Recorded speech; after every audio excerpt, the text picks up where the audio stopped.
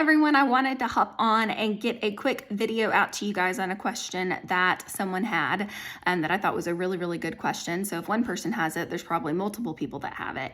And they were basically talking about how God was showing them that they were dealing with a particular demonic, spirit that got in before they even, became a Christian. And it wasn't an area that they themselves personally struggled with per se. And so they were wondering, how did it get there?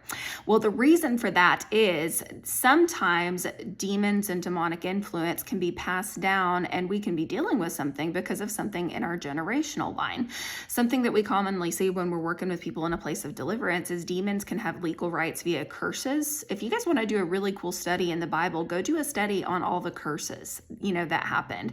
A lot of times curses were pronounced over family units or over generations. There's all kinds of stuff that happened, and sometimes that can give demons legal rights to hang on and to have their influence passed down to grandmother, grandfather, mom, dad, you personally, all through the generational line. And sometimes there's nothing that you in particular have done wrong to open the door. Sometimes it was something that your mom or your dad or your ancestors did way on back that is still allowing this stuff to chill in your life and to have influence in your life. And that's why deliverance is for everyone. This is why Christians need deliverance, right?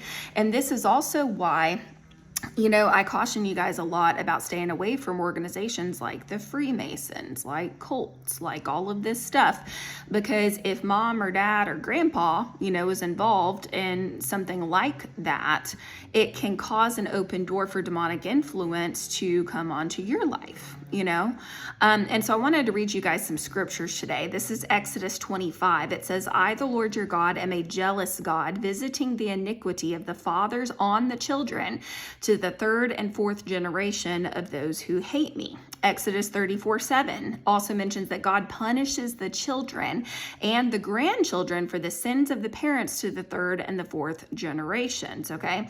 So what this does not mean is that the children are directly punished for their parents' sins, for example.